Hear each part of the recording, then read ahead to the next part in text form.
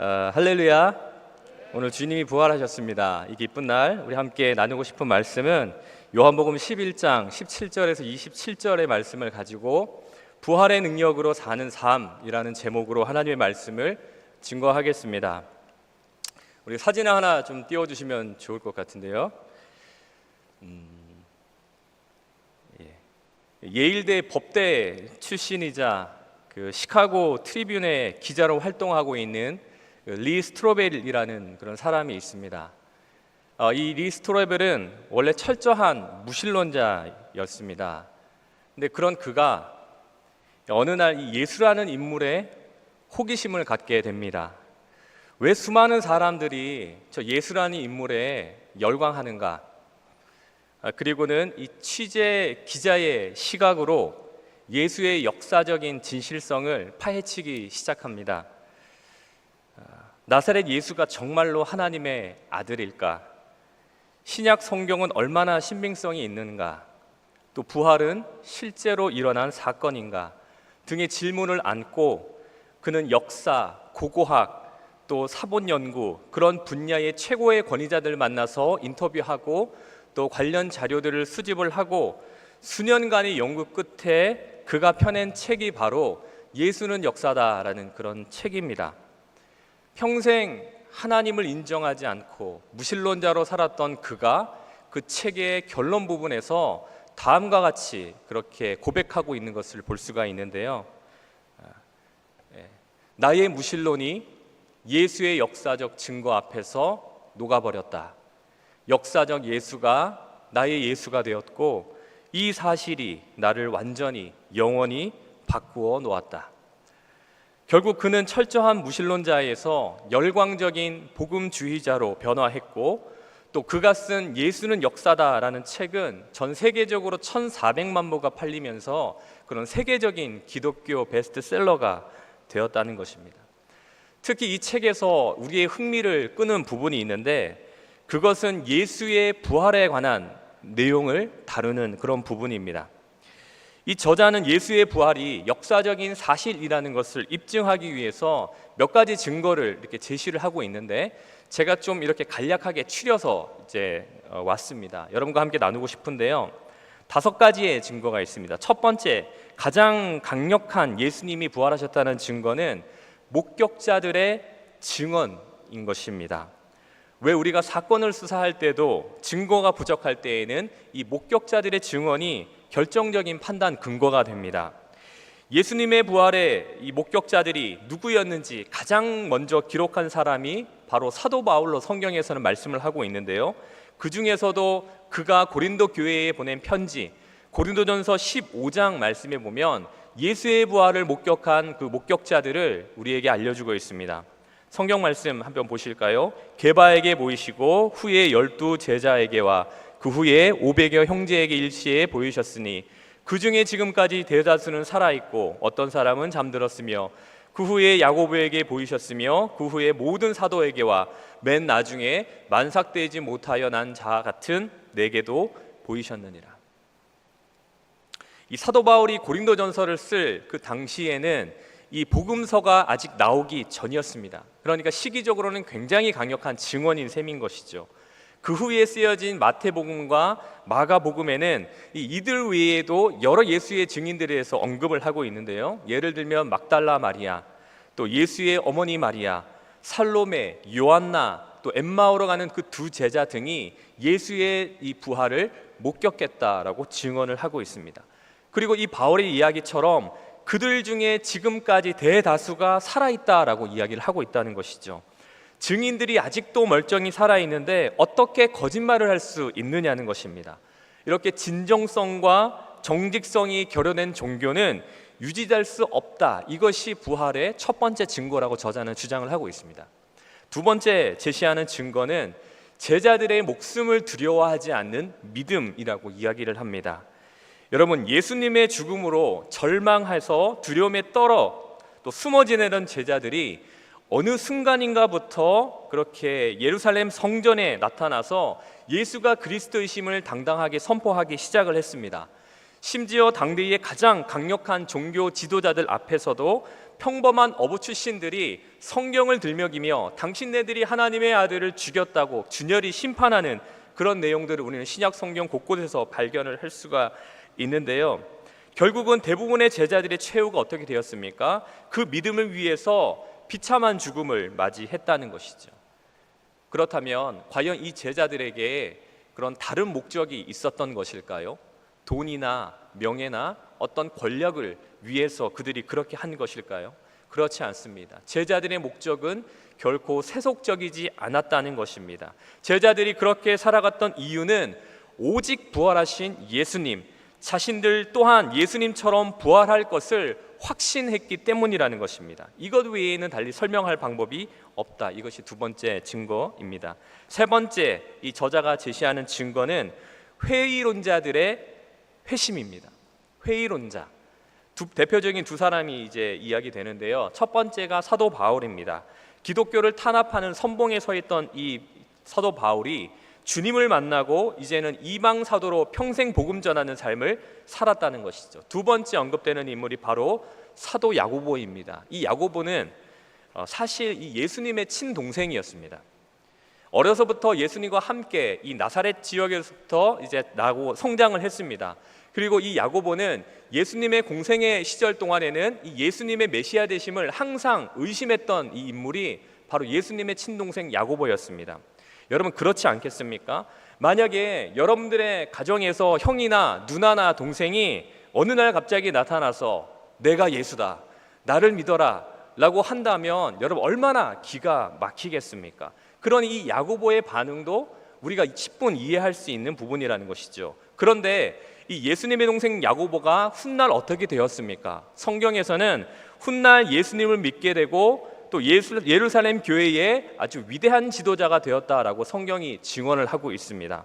그리고 사도행전에서도 이 야고보는 중요한 역할을 감당하는 것으로 소개를 되고 있는데 과연 이러한 것들을 우리가 어떻게 설명할 수 있을 것인가? 예수님의 부활이 아니고서는 설명할 방법이 달리 없다라는 그런 이야기입니다.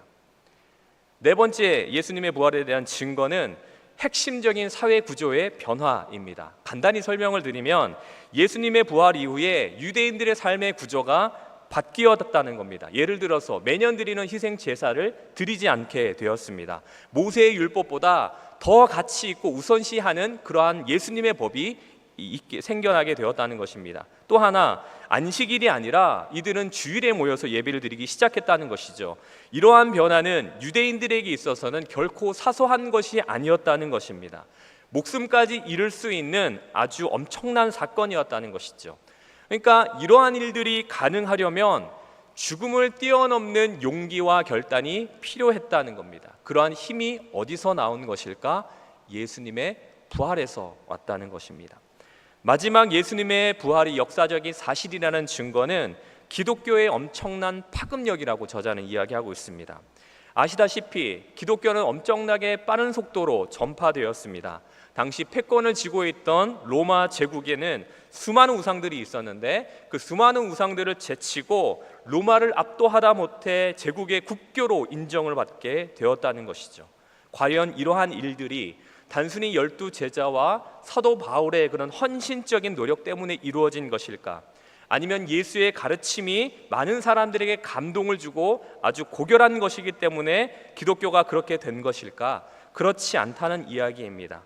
기독교가 엄청난 파급력을 가지고 급속도로 성장을 하고 세계적으로 퍼져나갈 수 있었던 그 이유는 하나님의 아들이신 예수 그리스도께서 인간의 죄를 대속하시기 위해서 십자가에 죽으시고 3일 만에 부활하셨다는 그 예수님의 부활에서 그 이유를 찾을 수밖에 없다.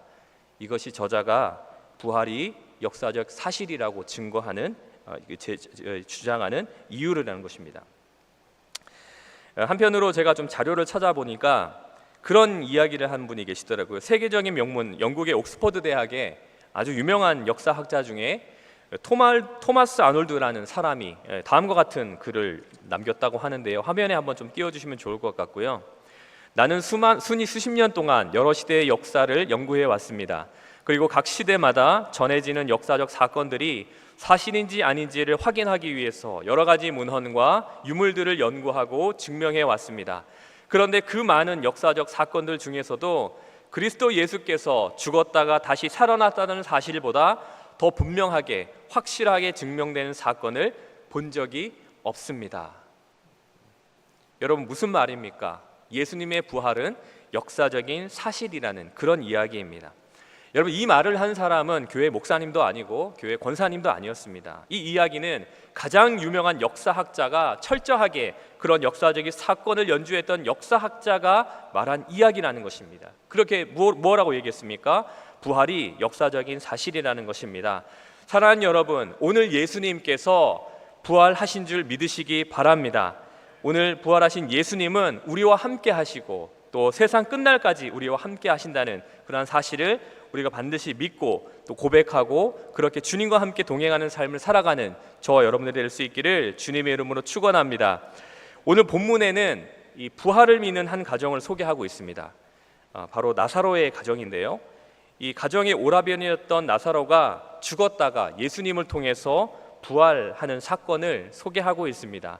그러기에 오늘 우리는 이 본문을 통해서 부활을 믿는 자에게 주시는 하나님의 능력이 무엇인지를 배울 수가 있습니다. 그렇다면 부활을 믿는 사람에게 주어지는 하나님의 능력이 무엇일까요? 세 가지 정도로 우리가 함께 간략하게 살펴보기를 원하는데요. 첫 번째 능력은 한번 따라해 보시겠습니다. 죽음을 극복하는 능력. 우리가 부활을 믿는 자에게는 어떤 능력이 주어지느냐? 죽음을 극복하는 능력이 주어진다는 것입니다. 오늘 본문 17절의 말씀을 우리 한 목소리로 같이 읽어보겠습니다. 시작. 예수께서 와서 보시니 나사로가 무덤에 있은지 이미 나으리니라. 아멘. 여러분, 사람이 무덤에 있은지 나흘이 되면 시체가 어떻게 되시는지 아십니까? 아주 썩는 정도가 아니라 이미 형체를 알아볼 수 없을 정도로 그렇게 부패한다고 이야기합니다. 사람들이 가장 두려운 것이 있다면 그것은 죽음이라고 이야기할 수 있을 것입니다. 죽음이 얼마나 두렵냐 하면 무신론자였던 세계적인 철학자 이 사르트르라는 사람도 죽음 앞에서는 막 괴성을 지르며 그렇게 비참하게 죽어갔다는 것입니다. 또한 세계를 정복했던 위대한 영웅 나폴레옹도 죽으면서 고통 속에 울부짖으면서 내 인생은 초라한 인생이었다라고 그렇게 이야기했다는 것입니다. 이 세상 어느 누구라도 죽음을 두려워하지 않는 사람은 없습니다. 그만큼 죽음이 인간에게 두려운 것입니다. 그런데 이 죽음을 두려워하지 않는 아주 특별한 사람들이 있습니다. 그들이 누구입니까? 주님의 부활을 믿는 그리스도인들이라는 것입니다. 4세기 초에 이 로마의 황제였던 디아클레티아누스라는 이 로마 황제가 있었는데, 이 황제는 이 로마인들에게 이 종교적 통일성을 유지하기 위해서 태양을 숭배할 것을 명령을 했습니다. 그런데 그 당시 수많은 사람들이 다 이 황제의 명령에 순종을 하고 황제에게 절을 하고 황제를 숭배를 했는데, 유독 이 황제의 명령을 거부하는 부류의 사람들이 있었습니다. 그들이 누구입니까? 바로 그리스도인들이었습니다. 그래서 그 당시에 이 디아클레티아누스 황제는 기독교에 대한 혹독한 박해를 하기 시작을 했는데, 이때 얼마나 초대 순교사를 보면 얼마나 많은 그리스도인들이 순교를 당했는지 모릅니다. 그 중에 한 연약한 소녀의 끔찍한 순교 이야기가 전해지고 있는데요. 그 여인의 이름은 바로 아네스라는 여인이었습니다. 그리고 로마의 귀족 가문의 출신 그런 소녀였습니다. 어느 날 이 소녀가 로마 군대에 의해서 체포되었습니다. 그리고 이 소식을 듣고 안타까운 마음에 주변 사람들은 이 소녀에게 신앙을 포기하라고 그리고 생명을 구하라고 타일렀습니다. 그러나 이 어린 소녀는 신앙을 포기하지 않았습니다. 그 소녀 역시 그 마음속에 두려움이 없었던 것은 아니었습니다. 왜냐하면 당시 체포되었을 당시 이 소녀의 나이가 13세 정도였다고 합니다. 그러니 얼마나 두려웠겠습니까? 그러나 이 소녀는 끝까지 신앙을 포기하지 않았습니다. 마침내 원형 경기장에 이 소녀가 내보내졌고, 쏜살같이 달려드는 들소의 뿔에 받치면서 이 소녀의 사지가 갈기갈기 찢겨지고 숨을 껄떡껄떡이며 마지막 임동을 앞두고 있는 그 순간에, 모두가 숨을 죽이고 있는 순간에 소녀가 갑자기 벌떡 일어나서 다음과 같이 이야기하는 것입니다. 잠깐만요, 저에게 한 가지 소원이 있어요. 그러자 로마의 군사가 뭐냐고 물었습니다. 그러자 소녀가 하는 말이 자신의 머리를 묶게 해달라는 그런 이야기였습니다.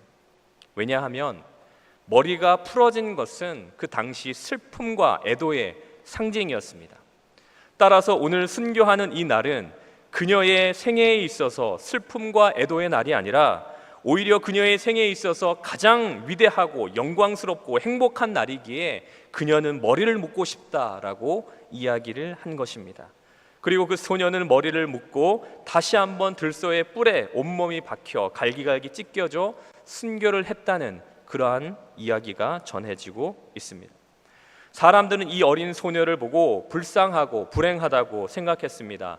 그러나 정작 이 소녀는 누구보다도 행복하다고 이야기합니다. 왜 그렇습니까, 여러분? 왜냐하면 세상 유혹에 물들어서 주님을 버리는 것보다 차라리 순교하는 것이, 세상에 물들지 않고 그렇게 세상과 피 흘려 싸워 승리하는 것이 그 무엇보다 맞바꿀 수 없는 영광이고 행복이라고 믿었기 때문인 것입니다.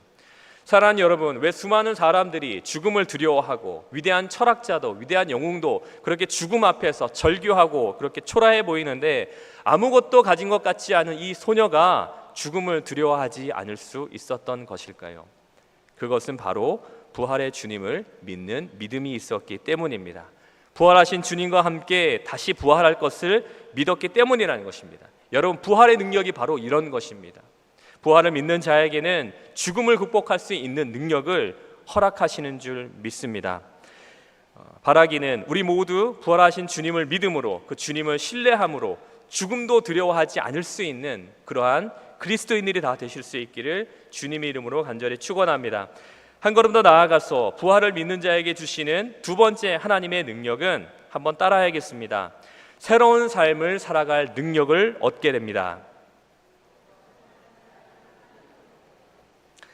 우리 본문 23절의 말씀을 우리 같이 한번 읽어보겠습니다. 시작. 예수께서 이르시되 내 오라버니가 다시 살아나리라. 아멘. 예수님께서 나사로가 다시 살아나실 것을 말씀하셨습니다. 나사로에게 다시 살아난다는 것은 어떤 것을 의미하느냐? 이것은 나에게 새로운 삶의 기회가 주어졌다, 이것을 의미합니다. 지난주에 제가 한 집사님의 가정을 신방했습니다. 우리 남자 집사님, 50대 남자 집사님이셨는데 그분은 수년간 역류성 식도염 때문에 그렇게 심하게 고생을 하셨다는 것입니다. 너무 심하셔서 음식도 먹을 수가 없고 잠을 잘 수가 없어서 10kg 이상 그렇게 빠지고 일상생활이 불가능해져서 이렇게 병원에 입원까지 하셨는데 집사님 말로는 이대로 내가 죽나 보다, 그렇게 포기 단계에 이르렀다는 겁니다. 그러다가 포천에 침을 좀 잘 놓는다는 그런 이야기를 듣게 되고 그분을 찾아갔습니다.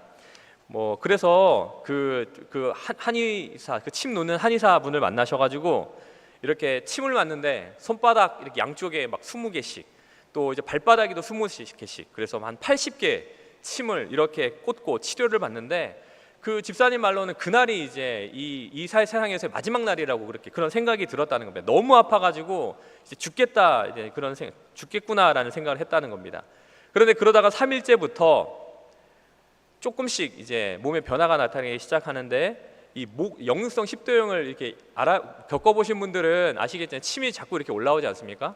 근데 3일째부터 침이 밑으로 내려가다라는 거예요. 그리고 음식을 먹으면 소화가 되다라는 겁니다. 그러니까 집사님이 3일째 되는 그 순간부터 이제 내가 다시 살 수 있겠다라는 그런 생각을 하게 되셨다는 겁니다. 결론적으로는 지금 그분이 너무 많이 좋아지셨습니다. 살도 오르고 지금 소화도 잘 되고 그 경험을 이후로 지금 하루하루 다시 하나님께서 나에게 주신 그런 새로운 기회라는 것을 날마다 깨닫고 그렇게 감사함으로 하루하루를 지내고 계시다라는 그런 간증을 듣게 되었습니다.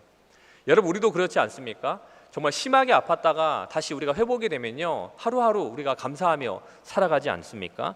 그런데 오늘 성경에 나오는 나사로는 그거보다 더 기적적인 경험을 했습니다. 거의 죽을 뻔했다가 아니라 완전히 죽었다가 다시 살아난 것이었습니다. 아마 나사로도 당시의 사람들에게 다음과 같이 고백하지 않았을까요? 주님이 나를 다시 살리셨습니다. 저는 다시 살아났습니다. 나에게 다시 새로운 삶의 기회가 주어졌습니다. 이제부터 나는 주님을 위해서 살겠습니다. 사랑하는 여러분, 오늘 부활의 주님을 믿게 된 나사로는 새로운 삶을 살아갈 능력을 얻게 된 것입니다. 그래서 그의 삶 속에서 아무리 고통스럽고 아무리 어려운 순간이 찾아와도 내 삶은 하나님께서 다시 주신 선물 같은 삶이다. 그래서 나는 하루하루 감사하며 주님을 위해 살겠다라고 고백하지 않았을까요? 한 번은 그 유명한 종교 개혁가 중에 마틴 루터라는 사람이 있습니다. 이 루터가 종교 개혁의 도상에서 여러 장애에 부딪혀서 심각한 좌절에 빠진 적이 있었습니다. 너무나 큰 어려움을 만난 루터가 현실의 벽 앞에 그렇게 주저앉아 식음을 전폐하고 있을 때에 그 모습을 지켜보는 루터의 아내가 하얀 소복을 입고 루터 앞에 나타났습니다. 깜짝 놀란 루터가 아니 여보 누가 돌아가셨어요? 라고 이야기하자 아내가 하나님이 돌아가셨어요 라고 대답을 한 것입니다. 그러자 루터가 아니 여보 그게 말이나 되는 소리요?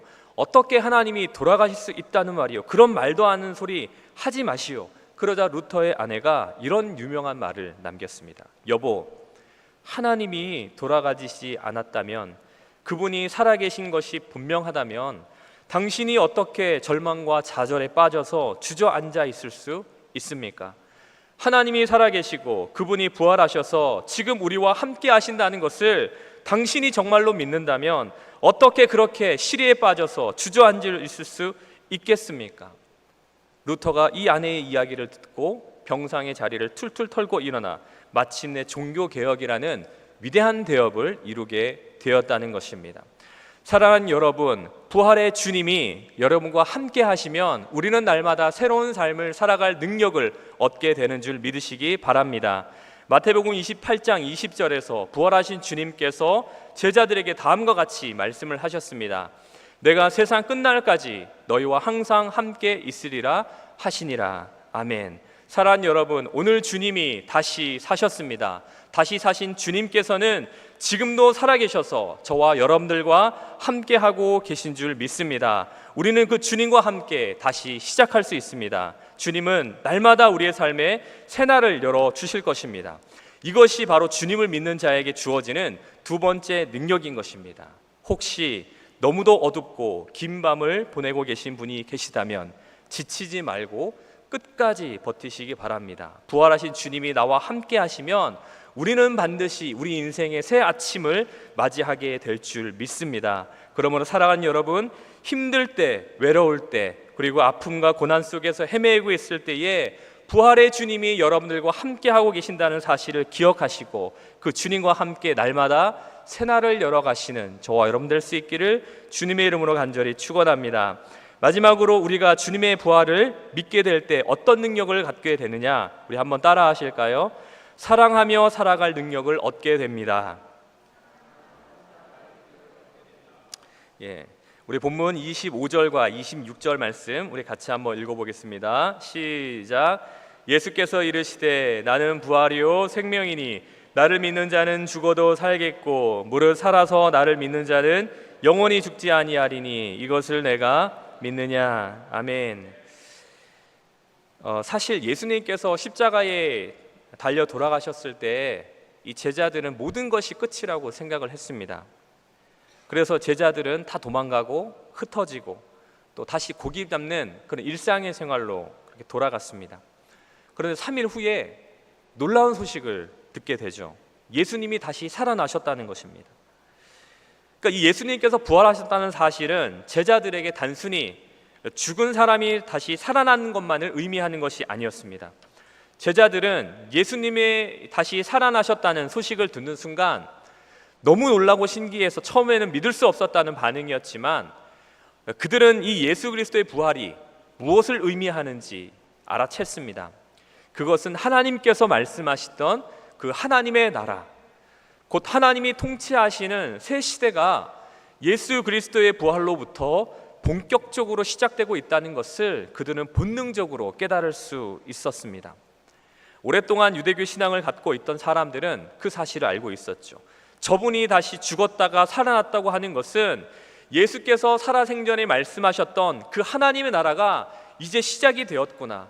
구약의 수많은 선지자들을 통해서 예언되었던 그 하나님의 통치가, 그 나라가 이제 종국에는 우리의 눈에 가시적으로 드러나게 될 것이지만 예수 그리스도의 초림과 십자가와 부활의 사건을 통해서 이미 우리 가운데에 하나님의 나라가 이미 시작이 되었구나 하는 것을 깨닫게 되었는 것입니다.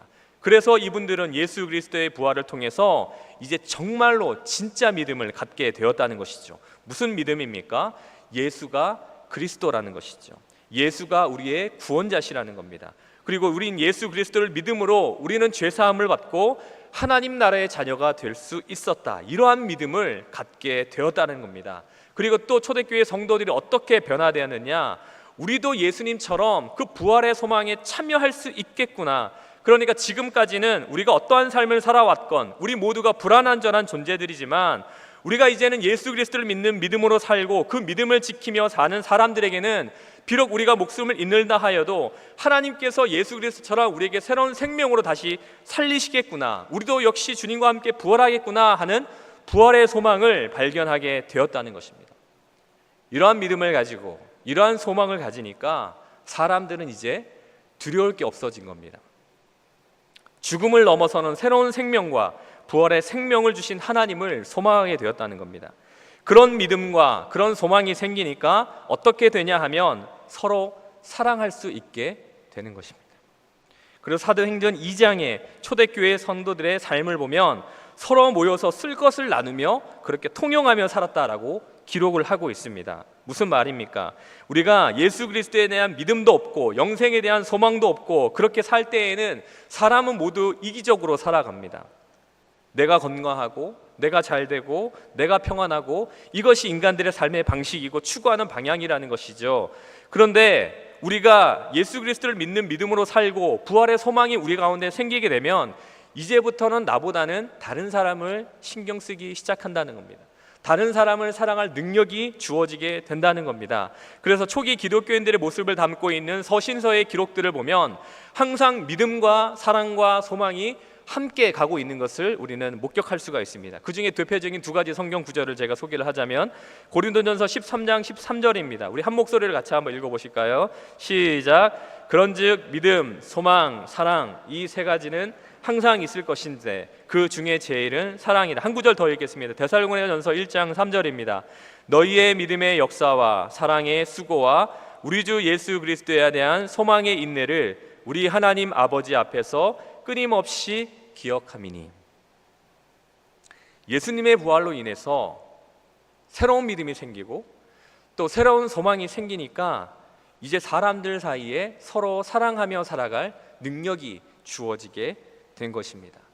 이것이 부활을 믿는 자에게 주시는 세 번째 능력인 줄 믿습니다. 오늘의 말씀을 정리하겠습니다. 오늘 주님께서 부활하셨습니다.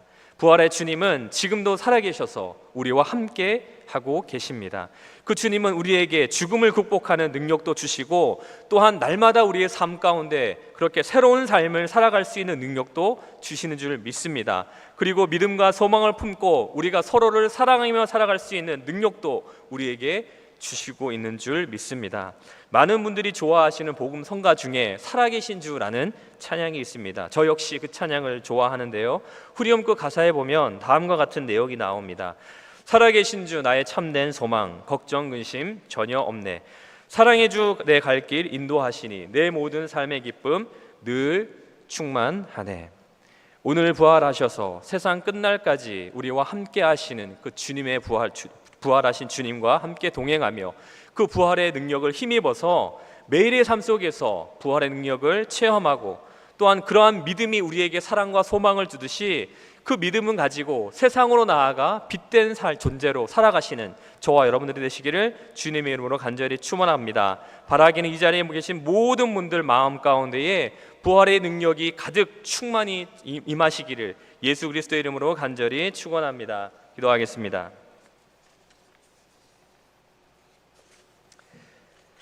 잠자던 자들의 첫 열매가 되셔서 우리의 영원한 소망이 되어주신 예수 그리스도, 우리가 그분의 이름을 찬양합니다.